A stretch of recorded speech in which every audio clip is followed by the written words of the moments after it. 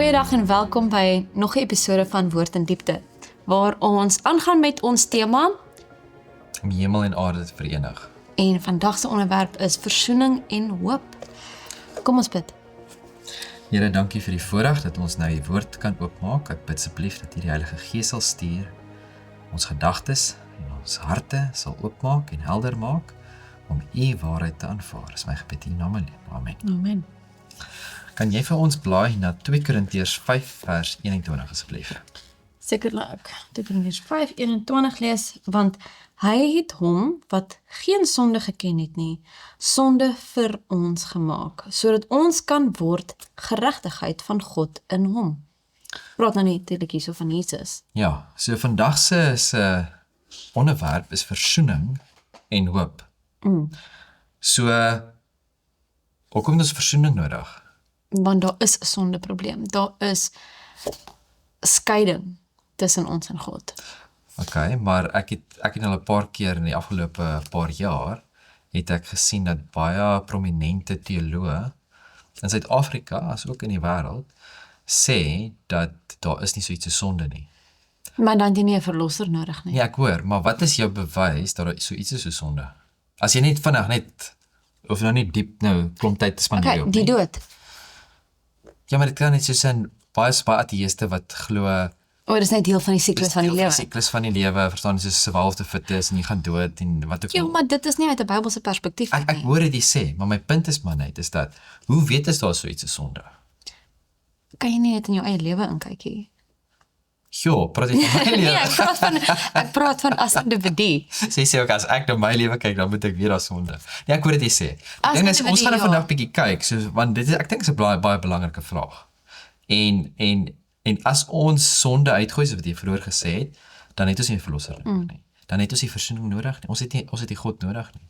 Verstaan jy? So as ons as Christene kom en sê dat sonde, jy weet, en ons het daai tipe van mentaliteit wat baie keer deur ateïste ek amper sê gepredik word, want dit is wat hulle doen, dan is dit op baie gevaarlike grond. So kom ons kyk 'n bietjie wat sê die woord vandag oor hoekom het ons versoening nodig en hoekom is dit belangrik? Nog een van die groot vrae wat ons dalk na kan kyk is, wat is die hoop van geregtigheid? Wat is dit as Christus in ons is, as ons na Kolossense. Kom ons begin sommer. Kolossense 1 vers 27. Aan wie God wou bekend maak wat die rykdom van die heerlikheid van hierdie verborgenheid onder die heidene is. Dit is Christus onder julle, die hoop van die heerlikheid. Die Engels sê dit is Christus in julle. Wat vir my eintlik nog 'n groter, mooier prentjie. So ek wil ook net gou teruggaan. Ons het laas keer gesels oor hoekom kan dit net die Skepper wees wat vir ons kan sterf? En ek het 'n gedagte in die week gehad wat my net, jy weet, die Messias is ook die enigste een, die Skepper God, Jesus, die Messias wat sou kom, is ook die enigste een wat God aan ons kon verklaar. Geen engel kan dit doen nie. Al is dit 'n sondelose wese. Net God, net Jesus wat by God is, wat ons laas keer gesien het Johannes, wat nog altyd by die Here, by God is, God die Vader, kan hom openbaar. Ja. So ja, dit was net vir my treffend om dit nou weer te sien. En dan die vraag, wat is hierdie hoop van geregtigheid? Ja, Wat is daardie hoop? Of ek amper sê, wie is daardie hoop? Nee, want ons het nou net gesien die probleem van sonde, en dan sekere mense wat glo daar is iets sonde nie. Maar as ons die hoop van geregtigheid het, beteken daar is so iets soos ongeregtigheid. ja, So, en dit is die groot probleem wat hierdie mense het, is dat hulle kan miskien stellinge maak, soos byvoorbeeld, daar's iets soos sonde nie, daar's nie iets soos 'n duiwel nie, en by ouene, dat sê hulle, daar's ook nie so iets soos God nie. Hulle kan die stellinge maak, maar daar's te veel dinge in die wêreld wat hulle nie kan verduidelik nie, omdat hulle hierdie paadjie vat. So, as ons sien, daar is so iets soos reg, en dan moet daar iets wees wat verkeerd is. As daar geregtigheid is, daar ongeregtigheid. As daar onderhouding van die wet is, dan is daar ook wetteloosheid. En so het jy heeltyd hierdie daai kant toe Die en hierdie teenstryd, kant toe, verstaan jy? So En as jy daardie kan raak sien en kan erken, dan het jy nie 'n keuse om te kan sien, hoorie, maar daar is so iets so sonde nie. Ja. En dit is nou net, sonder die Bybel, net ons brein te gebruik, net logies te Logika. kyk na die wêreld om jou. Dan kan jy sien, hoorie, maar daar moet so iets so sonde wees. Openbaring 12 vers 10. As ons lees daarso sê dit, toe hoor ek 'n groot stem in die hemel sê, nou het die heil en die krag en die koningskap die eiendom van ons God geword. En die mag van sy Christus, want die aanklaer van ons broeders is neergewerp. Hy wat hulle aanklaag voor ons God dag en nag. So weet jy, wie is hierdie aanklaer? Dis Satan. Want wat ek die hoop, daai aspek wil ek net gou as ons kyk na ons eie lewens en ons sien sonde in onsself en ons sien daar is dinge wat nie reg is nie, wie is die een wat ons aankla? Dis Satan. Wie is die een wat ons sonde raak sien, maar hoop gee? Dis Christus. So ek dink ons moet daardie onderskeid tref wat wanneer ons 'n stem in ons kop hoor wat vir ons sê dat Jy's ons, sleg. Ja, Jy's die, jy's daai, jy's nie goed genoeg nie. Weet Dan jy moet wat- ons absoluut weet, dit is nie van ons Skepper af nie. want die vyand gebruik die feit dat ons is sondig. Ja. Ons is sleg, ons is al daai dinge, maar dit is nie waar ons hoop lê nie en dan is dit nie die Here wat daardie goed gee nie. Ja, ons moet besef van ons sonde hê. Ja. Maar as ons in skuldig gevoelens leef, is dit nie wat Christus vir ons wil Dit hê. is wat die vyand wil hê, want as hy ons in daardie emosie toestand kan hou, van heeltyd skuldgevoel, dan as hy ons heeltyd te neergedruk kan hê, en te neergedruk kan hou, hoe kan ons werklik sien dit wat God vir ons wil gee? Verstaan jy, want hier is die ander kant van die muntstuk, is as ons sien, dit wat God vir ons wil doen, en dit wat God vir ons wil gee, hoe kan ek neergedruk voel, en hoe kan ek negatief wees? So dit beteken nie ons is onrealisties, en ons sien nie raak dat ons het sonde in ons, en dat ons doen wat verkeerd is, en al daai dinge nie, absoluut nie, want dit is waarvoor die wet is. En die wet is daar om ons te wys, luister hierso, hier is die struktuur wat God vir ons gegee het, En ons voldoen nie. en ons voldoen nie daaraan nie. Maar dan, God het nie net die wet vir ons gegee nie. God het nie net vir ons die struktuur gegee waarvoor ons om te leef nie, maar hy het ook vir ons Christus gegee om vir ons te wys die voorbeeld van hoe dit gevolg moet word, en dan die een wat vir ons die krag gee, verstaan jy, om dit te kan doen. Daar's 'n vers, daar's eintlik soveel verse wat ek nou al gedink aan Johannes 10 vers 10 wat sê dat is die dief wat kom om te steel en te slag en te verwoes. Ek het gekom, is Jesus wat praat, dat hulle lewe en oorvloed kan hê. Ja. Dis wat hy vir ons wil hê. En die ander vers wat ek hierso het is 1 Petrus 4 vers 19. So laat dan ook die wat volgens die wil van God lei, hulle siele aan hom as die getroue Skepper toevertrou met goeie dade. Hy is 'n getroue Skepper. Ons kan onsself in hom toevertrou. Daar's daardie hoop. Sjoe.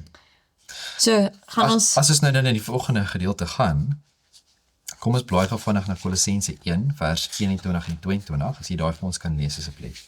Kolossense 1:21.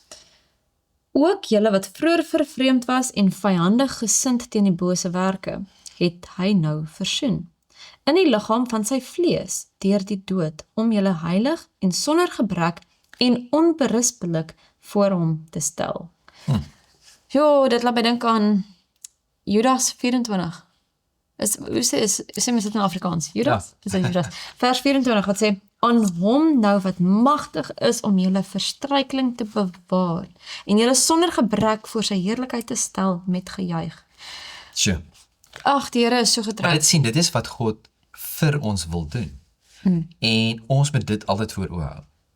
Want ons baie keer mis ons die punt, en ek gaan later in hierdie studie wat ons doen, gaan ek 'n voorbeeld gee oor hoe ons die punt mis. Herinner my om daai voorbeeld te gee. Okay. Maar die hele ding is dat daar is hierdie prentjie wat ons kan kry van wat God vir ons wil doen. Die vyand se doel is om ons visie weg te vat van daardie af. As ons Sodat ons nie kan sien wat God vir ons wil doen nie.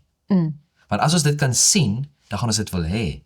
ja, Verstaan nie? Maar nou sit hy ander dinge voor ons oë om ons aandag weg te vat, sodat ons nie kan sien wat ons Skepper vir ons wil gee nie. kom ons kyk ek gaan ook na Efesiërs 5. Vers 27. Ja. En dit sê sodat hy die gemeente voor hom kon stel, verheerlik, sonder vlek of rimpel, of iets dergeliks, maar dat dit heilig en sonder gebrek sou wees. Dit sien ons in die Bybel oor en oor, Ja, dat dit nie net as die kerk of as God se volk of verteenwoordiger nie, maar ook as individu Ja. wat die Here vir ons en in ons kan doen. Dit is daai wat jy nou nog gesê het, my laat dink aan die saaier, wie die onkruid kom saai. Satan, die vyand. Ja, nou as ons kyk daarna, dan sien ons dat sonde maak ons vervreemd. ja. Dit gee vir ons afstand van ons Skepper af. Dit was nou in Dit Kolossense. maak ook ons vyandig teenoor dit wat reg en mooi is. Wat beteken ons houding? Ja, Nee, ons het in 'n vroeër studie dus gekyk na hoe ons houding is, né? En so ons houding verander nie net teenoor die mense om ons nie, maar ook teenoor ons Skepper.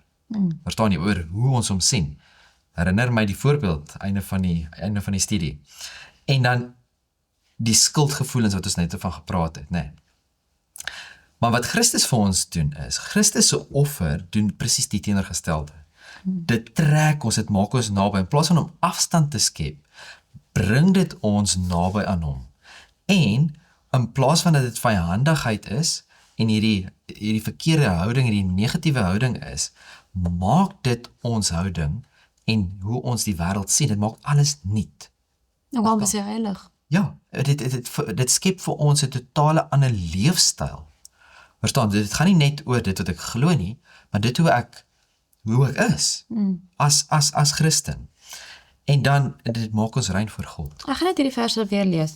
Ook julle wat vroeër vervreemd was en vyandig gesind deur die bose werke, het hy nou versoen. Ons is nie meer vervreemd nie. Ja. In die liggaam van sy vlees deur die dood, om julle heilig, nie meer vyandig nie, sonder gebrek, nie meer deur bose werke nie, Ja. en onberispelik voor hom te stel. Ja. En dit is wat God vir ons wil doen. En dieselfde wat ons in Efesiërs 5 gesien het. Daai verheerliking om ons heilig te maak en sonder gebrek te stel. Dis ongelooflik, né? Wat die Here vir ons wil doen. So. Die versoeningsverhaal. As ons kyk, wat het in Genesis 3 vers 9 gebeur? Toe daar skeiding kom, wie die eerste stap geneem? Ja, wat het arm Eva gedoen? Kom ons kyk eers wat het hulle gedoen. Weggekruip. Hulle het weggekruip. Hulle wou nie daai teenwoordigheid van God. Hulle was Ek dink dit gaan nie oor dat hulle wou nie, dit natuurlik is deel daarvan, maar dis asof hulle kon nie, want sonde kan nie bestaan in God se teenwoordigheid. ja. Verstaan, sodra jy ooit voel dat ek wil nie bid nie, dan moet jy weet dit ek moet bid. Dis juis vir 'n mens. Verstaan jy, want as jy voel dat ek kan nie nou Bybelstudie doen, ek voel nie Vir wat ook al rede. wat se gevoelens of emosies jy ook al mag hê, dat jy voel soos in Ek sien nou in staat, ja, nee, dit is juist wanneer ons dit nie nou nodig bid nie, het. of ek kan nie nou Of ek is te emosioneel om dit te wat doen. ook al dit Of mag ek, ja, wees. Dis die vyand. En dan weet jy pertinent, dit is nou die tyd wat ek dit wel moet doen. En dis dieselfde met Adam en Eva, is dat dis wat sonde doen in ons, dit bring skeiding tussen ons en God. Maar soos wat hy sê, wat het God gedoen? hy is die een wat inisiatief geneem het en hulle te gaan soek het. Ja. Ja, dis vir my pragtig. En as ons na ons innerlike lewe kyk en ons is regtig eerlik met onsself, ek dink dit is iets wat ons nogal nie altyd reg kry nie. Wat sê Jeremia? Ja, die Is dit Jeremia, is hart bo alle dinge. Ja. Wat is ons motiewe? Wat is ons gedagtes? Wat is ons geheime gewoontes? Wat ons dalk skeiding tussen ons en God bring. En die ding is dat hoe doen die vyand dit? Ag, hy kom nie so blaatant uit. Daar is sekere mense vir wie dit werk, want hulle is geneig tot dit. Ja. Maar meeste mense is dit nie so 'n slinkse dingetjie. Meestal waaruit, soos Okay, ek gaan dalk nie daai heeltemal daai voorbeeld gebruik nie. Maar as jy 'n potsop vat en jy sit dit 'n bietjie gif in. Is dit net dis net daai bietjie, maar dis gif. Die hele pot word bederf. En net so, Ek het een keer, nou dat jy dit noem. Ek het een keer met my vrou wat het ek wasgoedpoeier gesit langs die pot. En ek het gevra dit is sout en ek het kos gemaak en ek het 'n lepel gevat Ag nee. en ek het hierdie wasgoedpoeier geskep en ek het in die kos gegooi. Het ek jou vertel of wat? Nee. Ek was so ontsteld. Ek weet nie hoekom ek jy nie vertel nie, maar ek was so ontsteld. Ek het die lekkerste kos gemaak, nê? En ek het nou nie die laaste gaan ek nou die sout insit, gaan alles inmeng. Toe begin dit skuim. Dis soos hoekom? Wat is fout met hierdie wat gaan aan? En toe ek dit optel toe ek dit ryk, is dit alles ryk as seep. Daar's geen manier dat jy kos kan eet. Ja. Verstaan? En dis nie baie wasgoedpoeier gewees nie, maar dit is die hele punt. Dit vat net daai bietjie om hierdie groot effek te skep. En dit is wat die vyand wil doen, is hy wil daai skeiding bring, maar hoe doen hy dit? Hy doen dit baie kere baie geleidelik. Geleidelik en net 'n klein bietjie, Ja. want as jy nie die volle waarheid vat nie, is daar ruimte vir misleiding. Ja. Want as jy iets, sê nou maar, ek kan nou aan 'n voorbeeld dink, die toestand van die dode. As 'n mens glo dat jy direk hemel toe gaan, of direk hel toe, is daar ergens iets wat die vyand kan gebruik om jou te vang. Ja. Want as iemand dan byvoorbeeld uit die hemel uitkom, dis jou ouma wat met jou praat. Al is dit dalk deur 'n droom of wat ook al, wat vir jou sê dit en dit is so. Dat sy uiteindelik nooit dood gegaan het. Ja, want sy is nou in die hemel en sy kom gee net vir jou 'n boodskap van die hemel dat die Here vir jou iets sê. Byvoorbeeld nou. En ek bedoel as jy nou daai voorbeeld gebruik, ons sien dit baie direk in die Bybel waar Saul, hy wil vir Samuel raadpleeg en wat doen hy? Ja. En die heks van Endor kom en sy bring vir Samuel op, sogenaamd. Ja, Verstaan jy? sogenaamd. Maar ons weet dit was nie Samuel. Ja. En so wanneer ons enigsins te doen kry met enige iets wat vir ons skeiding bring tussen ons en God, tussen my verhouding wat ek het elke dag met hom, en ek enigsins 'n emosie het of 'n gevoel het dat ek sal eerder nie nou met God praat nie. Ek sal eerder nie dan moet jy weet, bly weg. En dis eintlik nou die tyd wat jy wel met hom moet praat. Gaan juist nou, ja. So Al is dit net 'n skietgebed as jy in 'n krisis is of wat ook al. Ek gaan kyk na Romeine 5. sit vers 6 tot 8, nee. Ja. En ek lees, want toe ons nog swak was, het Christus op die regte tyd vir die goddelose gesterf. Want nouliks sal iemand vir 'n regverdige sterwe. Vir 'n goeie mens sal iemand miskien nog die moed hê om te sterwe. Maar God bewys sy liefde tot ons daarin dat Christus vir ons gesterf het toe ons nog sondaars was, nog voordat ons hom aangeneem het. So. En 2 Korintiërs 5, dit is eintlik so baie wat ons kan sê. Ons probeer die volledige prentjie bymekaar bring. 17 tot 21, nee. Ja, Daarom as asseblief. iemand in Christus is hy 'n nuwe skepsel. Die ou dinge het verbygegaan. Kyk, dit het alles nuut geword. En dit alles is uit God, wat ons met homself versoen het deur Jesus Christus en ons die bediening van die versoening gegee het. Naamlik dat God in Christus die wêreld met homself versoen het deur hul misdade nie toe te reken nie en die woord van die versoening aan ons toe te vertrou. Ons tree dan op as gesandte om Christus wil, asof God deur ons vermaan. Ons bid julle om Christus wil, laat julle met God versoen. Want hy het hom wat geen sonde geken het nie, sonde vir ons gemaak, sodat ons kan word geregtigheid van God in hom. Hierdie is een van die mooiste gedeeltes in die Bybel, want dit gee vir ons hierdie prentjie van die vorige gedeelte wat jy vir ons gelees in Romeine, dat ons verdien het. Daar's geen manier dat ons hierdie verdien nie. Hy het na ons toe gekom en ons het nie verdien dat iemand vir ons sterf nie. Verstaan, soos hy gee die voorbeeld van, vir 'n goeie mens, iemand wat goed is. Sal jy nog bereid wees miskien om te sterf vir daai persoon? Jy sal jou lewe gee vir daai persoon.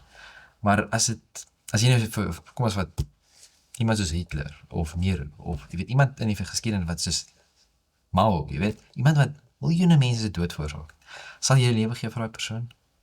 Nee, dit is nee, kom. My punt is, vir 'n goeie persoon, ja, miskien, hè, maar ons almal is sondig. Ons almal verdien die dood. Want die loon van die sonde is die dood.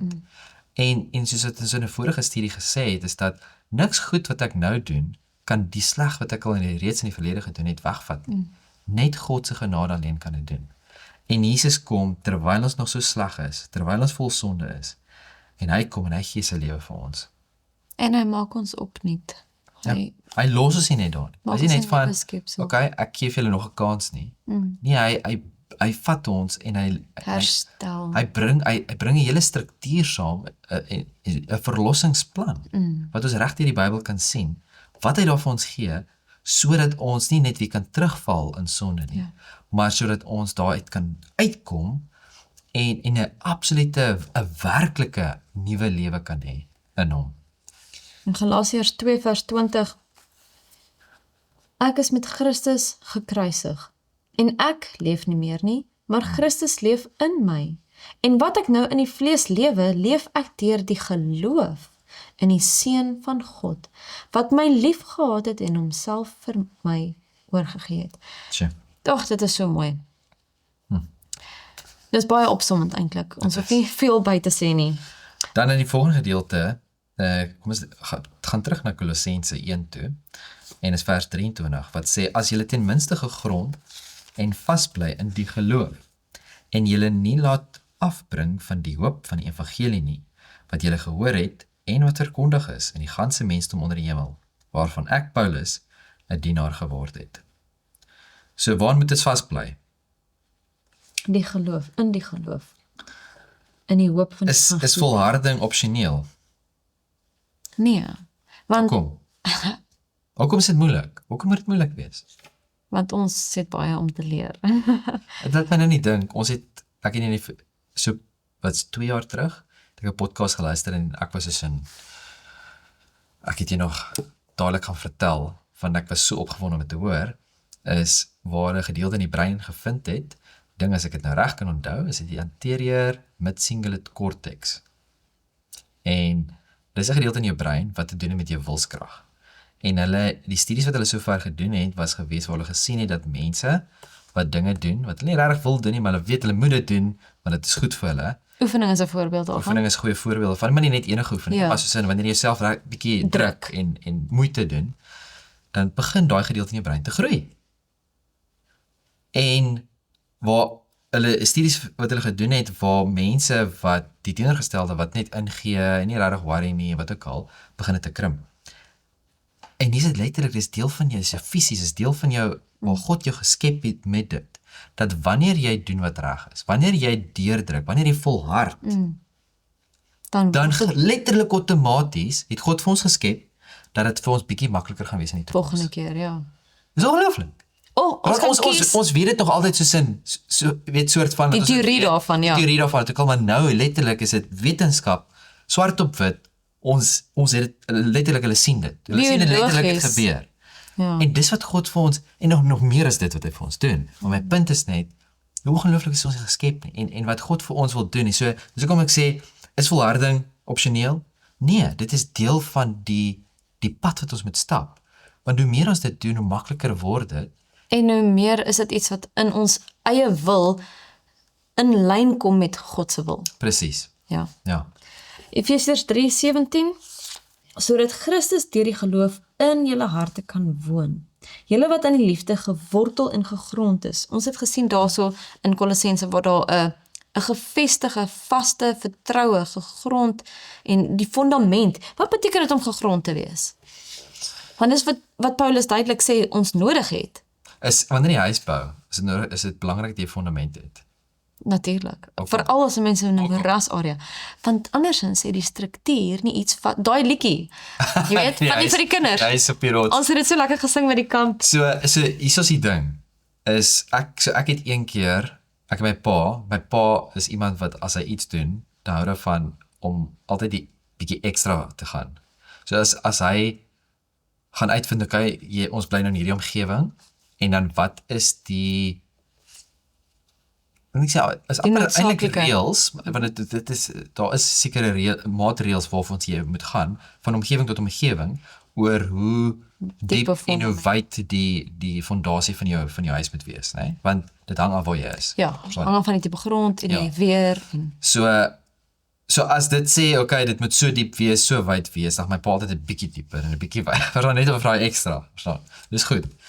En so ek is nog altyd gewoon die omgewings waar ons bly dat jy weet dit is sê maar so diep en is so wyd, jy weet dit is normaal, dis fondasie. Dis genoegsaam. Totdat ek eendag gekom het by Grootbrak en iemand het ons gevat na 'n huis toe wat hulle besig is om te bou. En ek was weggeslaan. En ek soos, en wat gaan hier aan, hè? En hy sê, nee, dis die fondasie. Nou die fondasie, ek jok nie vir jou nie, op daai spesifieke plek, die gebou waar ons nou sit, kan letterlik pas in die fondasie. Dit Dis is massief. letterlik, hulle het massiewe groot excavators gehad, en hulle het so diep en so wyd gegrou, waar daai huis gebou gaan word. Nou, ek dink is 'n dubbel vir triple verdieping huis wat hulle daar gaan bou, Okay. en is net sand. Sure. Dis letterlik net sand. Dus dis stene hang daar en daar's amper geen rotse in die omgewing nie. Dis net So sand. jy moet 'n rots bou. Hulle bou die rots. Verstaan jy, maar my punt is Sure. net is dat fondasies nodig. As hulle sê, ag nee man, ek kom van hierdie area af, hulle doen dit so daar. Jy weet jy kom daar en jy Dit kraak. dit gaan Nag- wegspoel. Ja. Verstaan, dis kom baie keer hierdie video's sien van huise wat weggespoel word. Duidelik. So die punt is wat beteken om gegrond te wees? Beteken jy het 'n fondasie, jy's vas. Verstaan jy het 'n absolute fondasie. Wat beteken om vas te beweeg? Te wees dit is om onbeweeglik te wees. En my broer het in die verlede tye 'n reeks aangebied en die reeks se naam was Onbeweegbaar. Want dit is wat God van ons verwag. In 'n wêreld wat alles verander die hele tyd. Ons moet onbeweegbaar wees. Verstaan? Want Maar Christus is onveranderlik. ja. Die Heer sê vir ons van As ons gegrond is op dit wat nie verander nie, dan is ons onbeweegbaar. presies. En Ja. maar die rede hoekom ek dit noem is want as ons kyk na die wêreld, ons sien die standaarde van die wêreld hoe dit was 1000 jaar terug, hoe dit was 500 jaar terug en hoe dit was 100 jaar terug en hoe dit is vandag, selfs as 20 jaar terug en 10 jaar terug en vandag, dan het dit so drasties Vinnig. verander, né? Maar ons moet nie verander nie.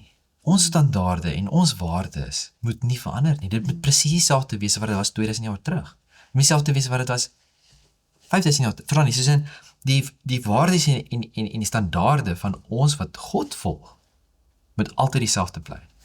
En Ja. dit is wat God vir ons gee. God wil vir ons daai fondasie wees. Wat gebeur as ons tou opgooi? As ons nie volhard nie. Ons is verlore. Maar ek het dan al so ver gekom. Jy is verlore. Verstaan jy, soos in, dit is soos En dit is die punt. As 'n mens amper daar is jy nie daar nie. ja. En jy kan amper 'n Christen wees, maar as jy nie werklik jou hart vir die Here gee nie, is jy nie eintlik 'n En as my Christen. dink aan koning Agrippa en Paulus wat daar gestaan het en vir hom getuig het, vir hom die waarheid gebring het. En Paulus klaar is toe sê koning Agrippa vir hom, jy het my byna beweeg om 'n Christen te word. Sure. En daai woorde, ek onthou die heel eerste keer dat ek dit gehoor het, ek was seker soos 5-6 jaar oud. Dit het letterlik by my gebly. Soos ek sal nooit bring jy my kop wat ek gekry het op 'n oomblik van jy het my byna beweeg. Soos en ek het amper besluit om die regte ding te doen. Dit beteken niks nie. Ja. Verstaan, ek kan net sowel sê ek verwerp dit totaal, ek wil niks daarvan weet. En dit is eintlik wat dit Maar dis is. net ja, maar verstaan nie, so jy kan sê want dis nie heeltemal dieselfde want dit kan klink soos iets wat jy wil dit graag doen, maar dit gaan te veel moeite wees. Dit gaan miskien ongemak bring tussen my en my familie. Dit gaan miskien jy dink aan al die ander redes hoekom jy dit nie moet doen nie, want soos ek sê, dit gaan te veel moeite wees. Maar dit is waarop dit neerkom, wat ek nou sê, Ja. is dat om te sê byna, of om amper daar te wees, of om te Christen te wil wees, Dis amper erger. dit is. Want dit Van nou neem jy het 'n geleentheid gehad, wat jy verwerp het. Wat beteken dit is verwerping? ja, maar Dit is dalk nie 'n rebellie nie. Miskien die is sin. dit. Dit Miskien kan is dit, wees. maar Ons weet nie wat die omstandighede wat ek dalk- kry daarop is, as ons kyk na die gelykenis wat Jesus vir ons vertel het, van die twee seuns, en die pa wat vir die een seun sê, gaan werk in my wingerd, en hy sê vir die ander seun, gaan werk in my wingerd. Die een seun sê, hy gaan nie, maar later het hy berou en hy gaan. Die ander een sê, ja nee, ek sal. En hy gaan En dan dit doen hy dit nie.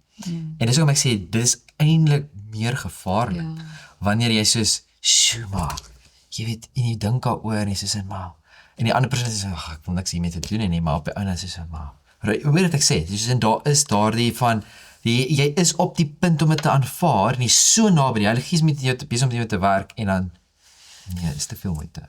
En dit laat my amper dink weer terug na die ryk jong man wat weg is, en hy is hartseer daar weg. Ja. Want dit was te veel, dit was net vir hom te veel. Ek weet oor die ryk jong man het jy gesê, jy dink hy het regtig soos in sy bes gedoen om die waarheid soos te volg en die wette te hou. Ek dink hy het. Ek dink weer, hy dink hy het dit voldoen daarin. Maar God se standaard is soveel meer. Dit is nie net die motiewe nie, maar dat 'n mens kyk na wat is die hart se begeerte en waar En ek dink ons sê seker maar eintlik dieselfde ding. Ja, ek stem saam met jou in die sin dat, en dit is hoekom Jesus gekom het, ek het een keer iemand gehoor sê dat daar is niks niets in die Nuwe Testament nie, maar net meer inligting. Ja, dit vul dit in. Want baie keer is want Jesus sê hy het vir ons 'n nuwe gebod gegee, maar mense gebruik dan dit om te sê soos 'n die ou gebod is nou niks, ja. Jesus kom en sê ek het vir hulle 'n nuwe gebod gegee, want hulle het tegnies gesproke nie eers meer gebod gehad nie. In die sin dat hulle het nie meer die wet gevolg nie. Die taal moet Verstaan, volgens my die Torah nie. Oor die algemeen is dit. Toe Jesus kom met ek gee vir julle 'n nuwe gebod, is dit letterlik van hy verduidelik vir julle weer wat is die wet eintlik. En dit is toe hy ook kom en hy praat en hy sê, julle sê, jy moet nie egbreek en so, maar ek sê vir julle, as jy net kyk, verstaan jy, so, Jesus kom en verduidelik vir ons, wat is die wet eintlik, wat behels dit eintlik, verstaan?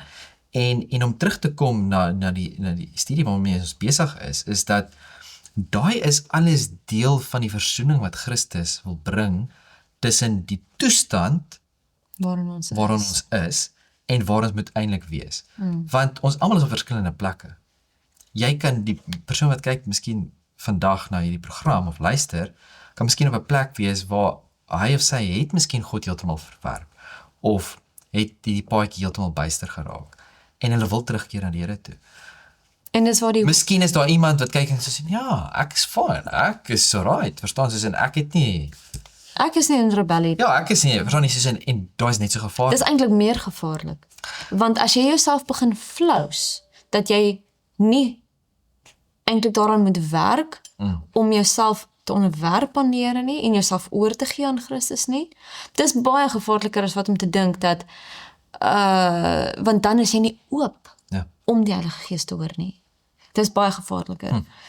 Kolossense 1 vers 24 en 25. Sê gou weer.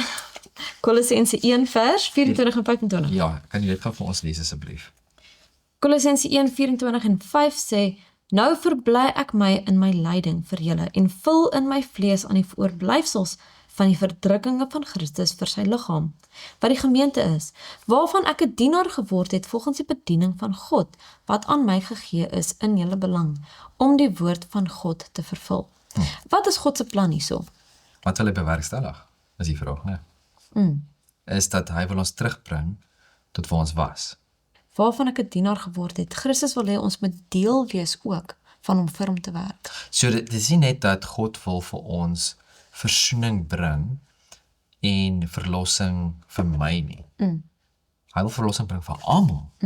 En sodra ek daai versoening met hom bewerkstellig, of hy dit bewerkstellig in my lewe, en ek daai verlossing ervaar. Nou is dit, ek wil amper sê my verantwoordelikheid om dit nie net daar te los nie, maar nou om dit verder te vat en dit te gaan deel met ander, sodat hulle dit ook kan ervaar, dat hulle ook verlos kan word. Ja. Want dit is, ons sien baie duidelik in die Bybel, een van my gunsteling boeke, soos ek al 'n keer gesê het, Johannes. Dit is die enigste boek wat hy geskryf het. Dan kan is 1 Johannes en 2 Johannes en so voort. 3 Johannes, né? Nou 1 Johannes sê vir ons, wat is God? Die woord. God is liefde. 1 Johannes, ja. Ja, 1 Johannes, nie Johannes 1 nie. God is liefde. As ek versoen word met God, dink jy ek gaan liefde in my hart hê om my naaste te bring tot die waarheid, om met hulle ook hierdie ongelooflike, wonderlike waarheid met hulle te deel. As mens werklik dit in ons harte inneem, hoekom jy stil bly? Ja, so Dit is en so regtig wil ek amper sê dit kom met outomaties kom, want dit is die missie wat God vir ons gegee het, is soos ja, hy bring versoening met ons, maar nou moet ons deel wees van die proses om 'n versoening te bring aan almal om ons en die wêreld. En hoe kan ons in ons werk want hierso sê Paulus, ek verbly my in my lyding. Aan die ander woorde, dis nie maklik nie. Ja. Hoe kan ons die groter prentjie voor oë hou wanneer dinge moeilik gaan? So hierso is die voorbeeld wat ek vroeër oor gepraat het, wat ek graag wil deel. So daar's 2 mans, 2 persone. En die een persoon gly. Hulle is besig om te klim by 'n berg op. Die een persoon gly en hulle gaan nou by 'n kraans afval tot hulle dood. En die een man gryp die persoon aan hulle hand, Ja. net soos hulle afgaan by die kraans. Dan kry nou hierdie prentjie in jou kop, né? So hierdie persoon hang by die kraans en die man het daai persoon gegryp om 'n lewe te red. En wat doen die persoon? Die persoon sê, Eina, jy maak my hand seer. Dis ongemaklik. Kan jy asseblief my hand uitlos? Dit maak seer. So enigiemand wat nou sê, soos dis belaglik, dit is soos die persoon se lewe word gered. Maar en hy word klaar op sy hand. God wil ons lewe red. En ons is in hierdie tydelike lewe van ons, is ons van, Here, dit is ongemaklik. God, hoekom het jy nou dit toegelaat? Hoekom doen jy dit? Hoekom, ons is heeltyd besig met hierdie, Te kla oor iets. jy hoor wat ek sê, en ek wil nie afbreek maak van mense se ervarings en moeilike En dinge wat hulle omstandighede deurgaan, nie. En dat baie keer is dit, jy verloor familie, of miskien jou man Dit of jou maak vrou, seer. of jou kinders, dit is sonde, en dit is hartseer. En dan vra ons maar God, hoekom dit, en God, hoekom dat, nee? Terwyl hy ons probeer red. Die groter prentjie. En dan sê ons dit is sy skuld, terwyl hy ons probeer red. Jy hoor wat ek sê, en vir my is dit, ons moet besef, wat wil God vir ons doen?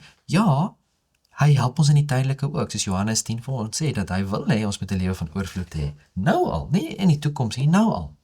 En dis hoekom ons al hierdie gesondheidswette het, en al die struktuur wat God vir ons gegee het in die woord, dat ons dit nou al kan ervaar. Maar dit is nie die eindelike doel wat God vir ons wil gee nie. Dit is nie die uiteindelike, absolute uiteinde van wat God wil bereik in ons lewe nie. God wil ons red van sonde. En al wat ons wil hê, is soos die Gemaklik disippels wees. en die fariseërs, is dat die Messias moet kom om my net te red van die Romeine. Maar hy wil ons red van sonde. Dit wat die 'n ewige vyand dood. wat soveel erger is en soveel groter is as dit wat ek nou hier voor my raak sien. Dis wat God vir my wil doen. En so jy vra die vraag is soos in, hoe sien ons die groter prentjie? Nee, hoe En- hou en- ons en- dit daai prentjie voor oë? Ja, maar hoe sien ons dit in die heel eerste plek? Ja. Verstaan jy, en die lyding wat ons deurgaan en so voort. En ons kan Romeine 8 vers 18 lees en dit sê vir ons, Ag, dis pragtig. want ek reken dat die lyding van die teenwoordige tyd, so hierdie moeilike tyd wat ons nou deurgaan, groot, klein, maak nie saak nie opweeg teen die heerlikheid wat aan ons geopenbaar sal word nie. So hy sê, dit wat nou in die tydelike is, hierdie wat ons nou deurgaan, hoe kan dit opweeg teenoor dit wat gaan kom?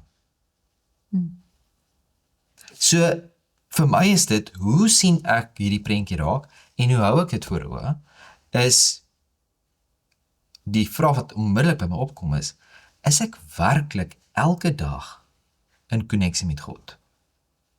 Want as ek in die woord is, en ek soek God se beeld, God se karakter en sy eienskappe in die woord, en ek sien dit vir wat dit is, en wat sy missie in my lewe is, hoe kan ek dit nie raak sien nie? Hoe kan ek dit nie voor oë hou nie? Dis my vraag.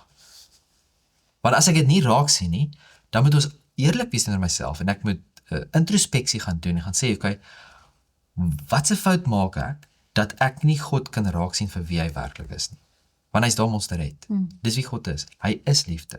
En as ek enigiets anders te raak sien, is dit as gevolg van die vyand, nie as gevolg van die woord en wie God is nie. Ons moet God se karakter ken, want as ons hom nie ken nie, dan gaan ons voel dat dan gaan ons hierdie verkeerde prentjie hê, Ja. dat hy ons wil skade doen. Jy vra, hoe kan ons moet in Christus bly, dat ons werklik daai koneksie met die Here behou. En Johannes 15 praat van die wynstok. Hy sê, ek is die ware wynstok. En as ons kyk vers 4, bly in my, soos ek in julle. Net soos die loot geen vrug kan dra van homself nie, as dit nie in die wynstok bly nie. So julle ook nie, as julle in my nie bly nie. Ek is die wynstok, julle die lote. Wie in my bly en ek in hom, hy dra veel vrug, want sonder my kan julle niks doen nie. Ons moet dit weer gaan lees op ons eie. Daar's 'n stukkie uit die boekie Skryf na Christus. Ek het dit in Engels hier. Do you ask, how am I to abide in Christ? In the same way as you received him at first. As ye have therefore received Christ Jesus the Lord, so walk ye in him. Dis 'n quotasie uit die Bybel. The just shall live by faith. Nog 'n vers. You gave yourself to God to be his holy, to serve and obey him, and you took Christ as your Savior. You could not yourself atone for your sins or change your heart, but having given yourself to God, you believe that he, for Christ's sake, did all this for you. By faith you became Christ's, and by faith you are to grow up in him. By giving and taking, you are to give all, your heart, your will, your service. Give yourself to him to obey all his requirements, and you must take all, Christ, the fullness of all blessing, to abide in your heart, to be your strength, your righteousness, your everlasting helper, to give you power to obey. Christus het vir ons alles gegee wat ons nodig het om gered te word. Hy maak dit vir ons moontlik, hy gee selfs die krag vir ons. Ons is tot alles in staat deur Christus wat ons krag gee. Ons kan onsself verbly.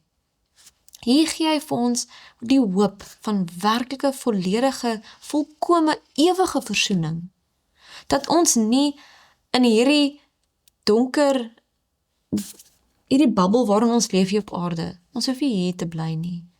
Hy haal die skille van ons oë af. Ons kan sy heerlikheid aanskou, soos wat dit in Christus vir ons geopenbaar is.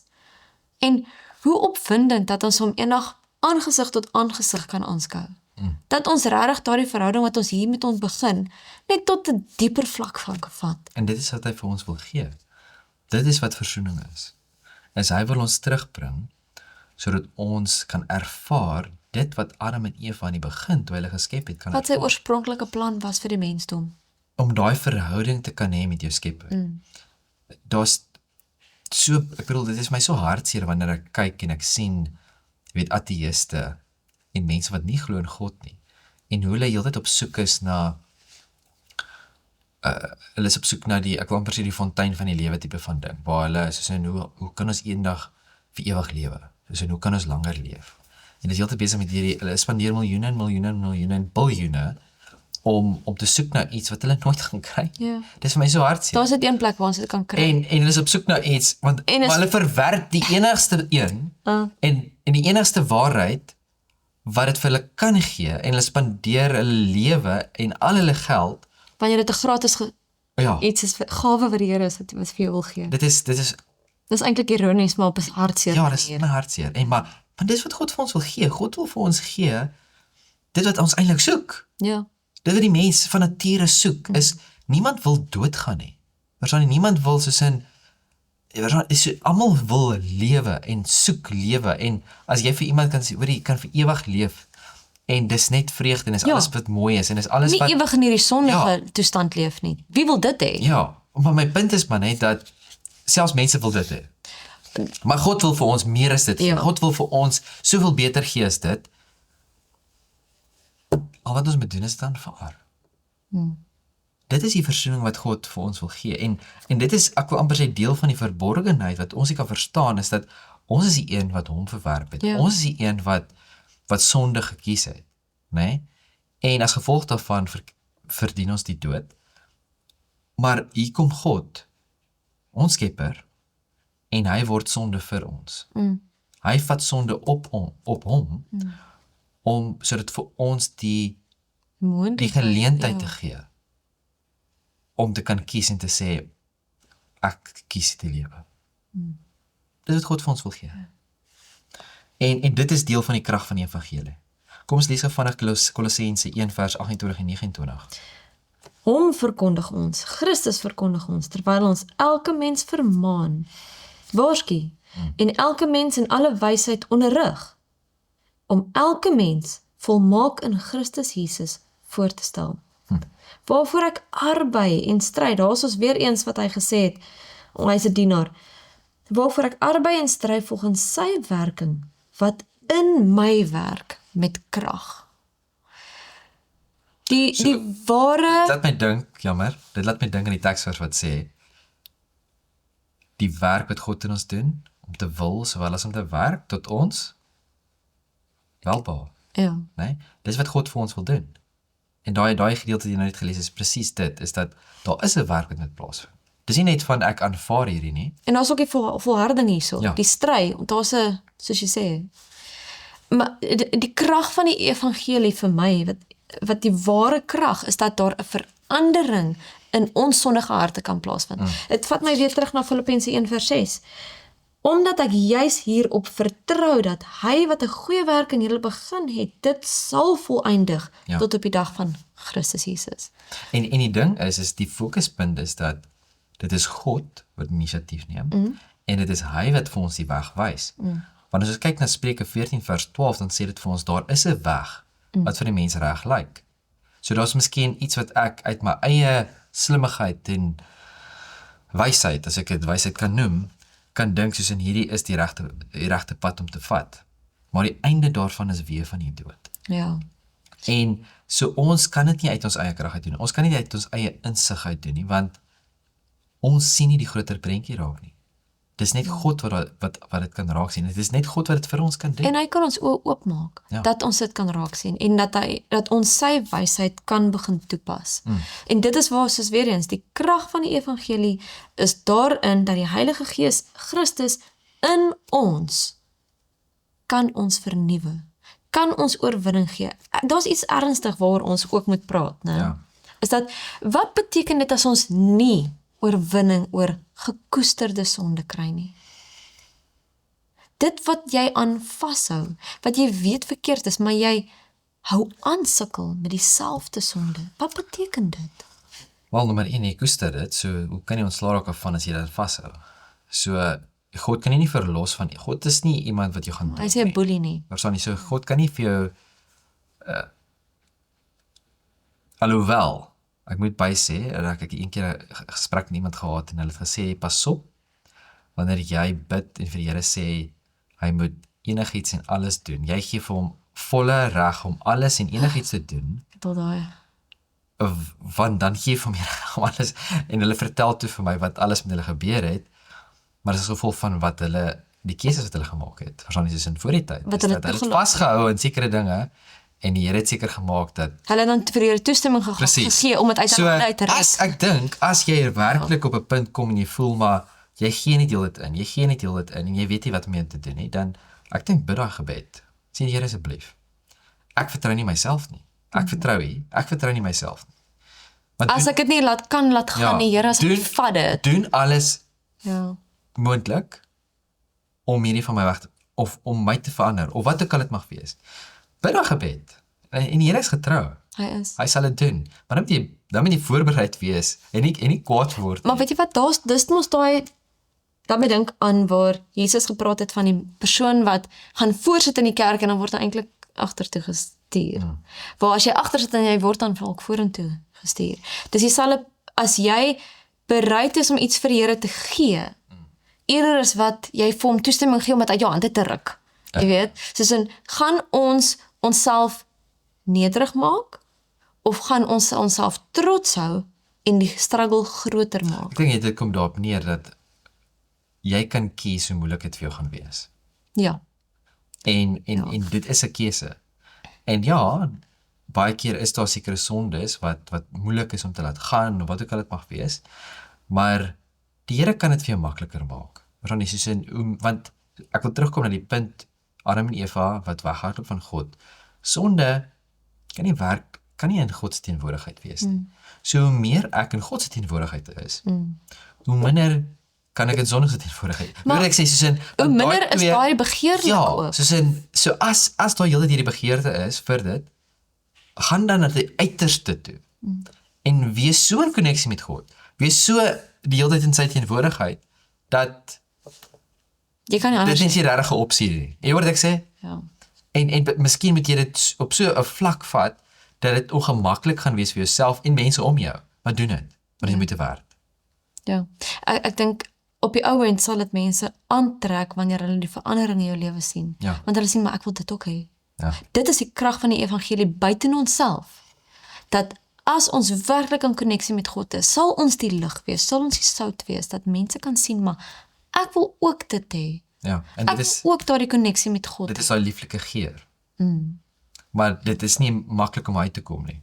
Dit baie keer die groente en die kos moet opgesny word en daar's 'n proses wat dit deur moet gaan. En dan na die tyd dan ryk jy die kos, maar dit is 'n lieflike geur. Verstaan jy? So daar is 'n proses wat moet deurgaan. Dit is nie net Nou, as jy eie sny, brand jou oë eers gewoonlik. Maar as jy hulle braai, dit is lekker. ja. Ja. Maar ek hoor wat jy sê, soos die punt is dat daar is 'n werk wat moet gebeur. Daar is die vrug van die Gees gaan nie kom sonder dat ons daarvoor vra nie. Ja. En die Here gaan dit vir ons net gee as ons dit werklik daarvoor vra en daarvoor dit wil hê. Ja. Daar is regtig nou nie veel tyd oor nie. So kan ons dalk net gou 'n opsomming doen. Dit wat die hoop bring, is die feit dat God die eerste inisiatief neem om versoening te bring. Hy is almagtig en dit is sy wil vir ons om weer in eenheid met hom te wees. Daarom kan ons hom vertrou en onsself aan hom toevertrou. Deur 'n volkome oorgawe. Dat ons werklik onsself heeltemal elke dag aan hom oorgee. Daardie versoeningsproses elke dag in te leef. Dan kan ons daardie vers in Filippense 1 vers 6 as 'n belofte neem. Wat sê Filippense 1 vers 6? Kom ons lees dit. Weer 'n keer. So goeie vers, hoekom nie? Omdat ek juis hierop vertrou dat hy wat 'n goeie werk in julle begin het, dit sal volëindig tot op die dag van Jesus Christus. Is dit 'n belofte? Dit is. En met elke belofte is daar voorwaarde. En die voorwaarde op daai belofte is eintlik baie eenvoudig. En dit is ek bereid om my lewe oor te gee aan my Skepper. Want as ek bereid is om dit te doen, dan kan hy daai bewerkstellig in my lewe. Maar hy kan nie dit doen as ek nie bereid is om my eerste stap te neem en my lewe oor te gee aan God nie. So dit is wat God vir ons wil doen. Jesus wil vir ons versoening gee. Hy wil versoening bring tussen ons en hom, sodat daardie gebroke verhouding herstel kan word. Want dit is wat ons op soek is nou. Ons het nou gepraat oor die mense op soek na lewe. Die mense is op soek na die ewige lewe. Jesus kom en hy sê, ek is die weg, die waarheid en die Lewe. God is die lewe. Ons is op soek na God. Jy kan gaan kyk na enigiets wat die mens van nature op soek is na in die lewe. En is altyd kom terug na God toe. Want ons net een leemte in ons wat gevul kan word En net deur een persoon. En dit is God. En ons probeer alles in ons vermoë om dit te vul met alles onder die son, behalwe deur die enigste een wat dit kan vul. So die keuse wat ons moet maak is, gaan ek God toelaat om daai leemte te vul in my lewe? En ek wil sê dat daar is hoop. Maak nie saak waar jy is nie. As jy asem het, vandag kan jy kies en 'n keuse maak. Amen. Hemelse Vader, ons sê dankie dat U vir ons so goed is, dat U ons kom soek het en dat U ons gevind het. Help ons, Here, om in die kraal te bly. Here, help ons om elke dag onsself aan U te gee. Want Here, ons kan U vertrou. Ons kan onsself toevertrou. U is 'n getroue skepper, God. Neem ons vandag, lei ons, Here, dat ons 'n liggie vir U kan wees, maar ook, Here, dat ons weer een met U kan wees en reg sal wees om U met blydskap te ontmoet wanneer U weer kom. Ons bid dit in Jesus naam. Amen.